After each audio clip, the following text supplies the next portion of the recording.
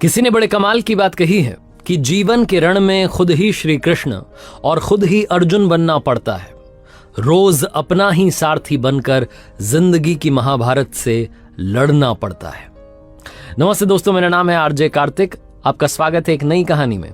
आज जन्माष्टमी पर आपको जो कहानी सुनाने जा रहा हूं ये काफी कुछ सिखाएगी।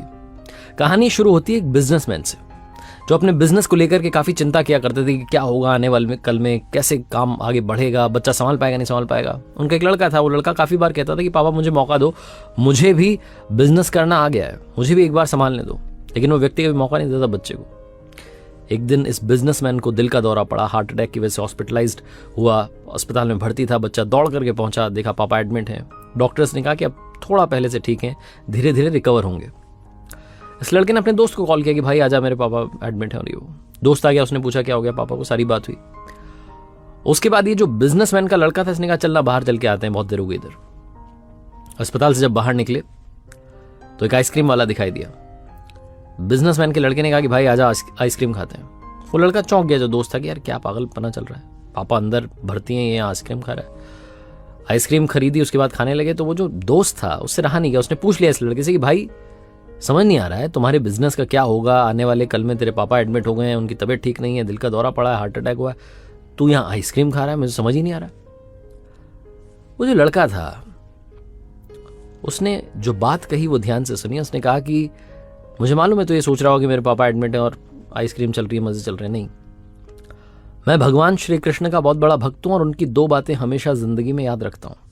पहली बात जो हम सबको मालूम है कि काम करना है, फल की चिंता नहीं करनी है, तो जो होगा देखा जाएगा, मैं अपने काम पर फोकस करूंगा, बिजनेस भी अच्छा चलेगा। दूसरी बात, मैं तुम्हें कहानी सुनाता हूं, समझ में आ जाएगी। भगवान श्री कृष्ण की जो पत्नी थी मां रुक्मणी, इनका विवाह हुआ तो जो बड़ा बेटा हुआ उसका नाम प्रद्युम्न था। और प्रद्युम्न के जन्म के 10 दिन बाद ही प्रद्युम्न का अपहरण हो गया, छोटे बच्चे का। मां रुक्मणी नाराज रहने लगी, उदास रहने लगी कि क्या हो गया है। भगवान श्री कृष्ण कहते थे कि चिंता मत करो, प्रद्युम्न ठीक होगा, जहां भी होगा, तुम स्वस्थ रहा करो, मस्त रहा करो। लेकिन इसी चिंता में रुक्मणी जी के साल बीतते गए। 18 साल के बाद में प्रद्युम्न की वापसी हुई और जब प्रद्युम्न द्वारका वापस आए तो उनके साथ में उनकी पत्नी मायावती थी। समस्या ये थी कि जो मायावती थी उसकी उम्र 20 साल ज्यादा थी प्रद्युम्न से। मां रुक्मणी पहले तो खुश हुई कि बच्चा आ गया, फिर दुखी हुई कि इतनी बड़ी लड़की से शादी करके आ गया। भगवान श्री कृष्ण के पास गई और जाकर कहने लगी कि क्या हो गया है। भगवान श्री कृष्ण ने कहा कि जो हो गया है उसको स्वीकार कर लो, चिंता मत करो। लेकिन मां रुक्मणी कह रही थी कि बड़ी लड़की से शादी कर ली, यही मिली थी, ये वो, पता नहीं बहुत सारी बातें। वो स्वीकार नहीं कर पा रही थी, उदास हुए जा रही थी, दुखी हुए जा रही थी। 1 साल 2 साल समय बीत रहा था, लेकिन अंदर ही अंदर वो बात उनको कचोटती रही। 8 साल के बाद में रुक्मणी जी ने स्वीकार कर लिया कि प्रद्युम्न ने जो शादी करी वो ठीक है, ज्यादा चिंता करने की जरूरत नहीं है। उस शादी को उन्होंने स्वीकार कर लिया। एक तरीके से अपनी जिंदगी के 26 साल उन्होंने उदासी में बिता दिए। ये कहानी खत्म करते हुए लड़का बोला कि भाई मैंने भी जिंदगी में स्वीकार करना सीख लिया है, क्योंकि भगवान श्री कृष्ण कहते हैं कि जो हो रहा है उसको स्वीकार कर लो, जिंदगी अपने आप सहज हो जाएगी।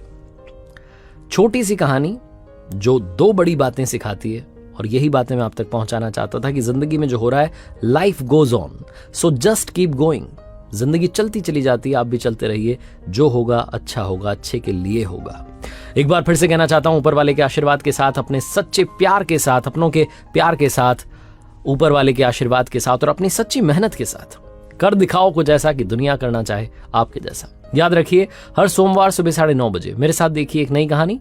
और हाँ, आप आरजे कार्तिक मोटिवेशनल सीरीज में अब एक नई सीरीज भी देख सकते हैं जो कि शुक्रवार को सुबह 9:30 बजे आ रही है, जिसका नाम है लर्निंग सीरीज। सीखोगे नहीं तो जीतोगे कैसे।